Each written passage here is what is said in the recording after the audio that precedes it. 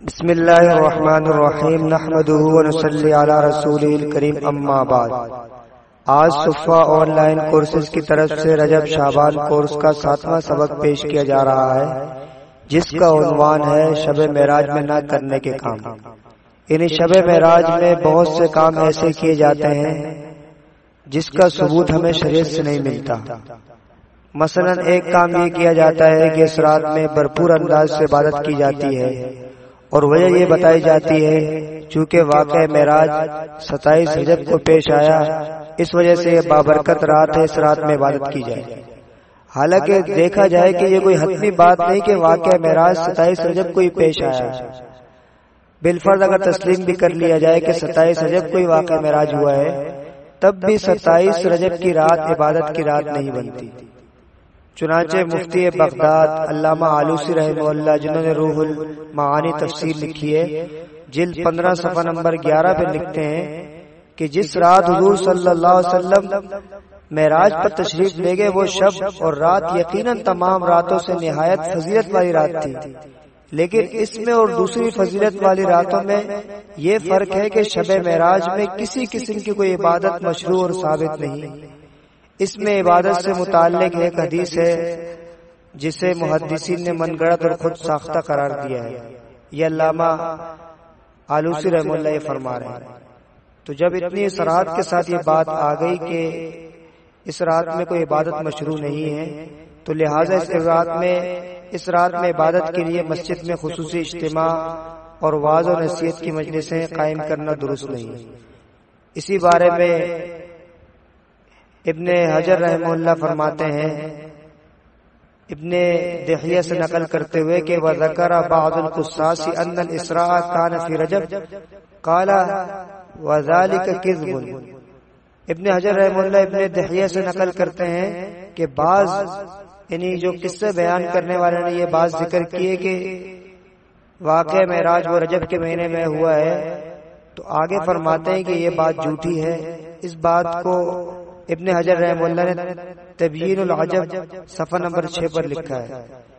اسی پر بات ختم نہیں ہوتی، بلکہ زاد المعاد میں ابن قیم رحمہ اللہ لکھتے ہیں وَلَمْ يَقُمْ دَلِيلٌ مَعْلُومٌ لَا عَلَى شَهْرِهَا وَلَا عَلَى عَشْرِهَا وَلَا عَلَى عَيْنِهَا بَلِ النُّقُولُ فِي ذَلِكَ مُنْقَطِعَةٌ مُخْتَلِفَةٌ لَيْسَ فِيهَا مَا يُقْطَعُ بِهِ، کہ فرماتے ہیں کہ اس بات پر کوئی حتمی دلیل نہیں کہ واقعہ معراج اسی مہینے کے آخری عشرے میں واقع ہوا۔ اس بارے میں جتنی بھی باتیں منقول ہیں اس میں اختلاف پایا جاتا ہے، قطعی طور پر کوئی بات نہیں کہی جا سکتی۔ آگے ابن رجب حنبلی رحمہ اللہ لکھتے ہیں کہ ورویہ باسناد لا یصح عن القاسم ابن محمد ان الاسراء بالنبی صلی اللہ علیہ وسلم کان فی 27 من رجب وانکر ذلك ابراہیم الحربی۔ فرماتے ہیں کہ قاسم بن محمد سے مروی ہے، لیکن اس کی سند صحیح نہیں ہے کہ واقعہ معراج رجب کی 27ویں شب میں پیش آیا۔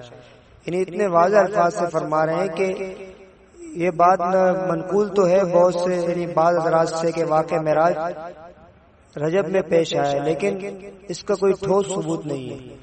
جب اس بات کا کوئی ٹھوس ثبوت نہیں ہے تو لہذا اس رات میں عبادت کرنا اور ثواب سمجھ کے کرنا یہ کوئی شریعت سے ہمیں یہ بات نہیں ملتی۔ دوسرا جو یہ اس رات میں یعنی شب معراج میں جو نہ کرنے کا کام ہے وہ ہے نفل کی جماعت۔ اس رات میں ایک کام یہ بھی کیا جاتا ہے کہ مختلف لوگوں کو جمع کیا جاتا ہے، اعلان کیا جاتا ہے کہ نفل کی جماعت ہوگی۔ حالانکہ دیکھا جائے کہ فکر حنفی کی روح سے نفل کے لیے تداعی یعنی اہتمام کر کے لوگوں کا اجتماع بنانا مکروہ ہے۔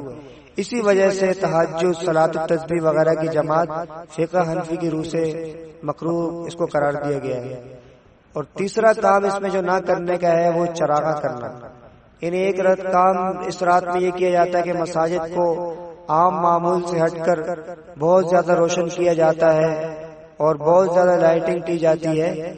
حالانکہ مساجد میں نمازیوں کی ضرورت سے زیادہ روشنی اسراف و حرام ہے، اس لیے اس رات میں چراغاں کرنا نمازیوں کی ضرورت سے زائد ہے، لہذا یہ بھی اسراف میں داخل ہوگا، حرام ہوگا، اور اس سے بھی ہمیں اجتناب کرنا لازم ہے۔ اللہ پاک ہمیں دین کی صحیح سمجھ عطا فرمائے اور صحیح معنوں پر دین کے تمام احکام پر عمل پیرا رہنے کی توفیق عطا فرمائے۔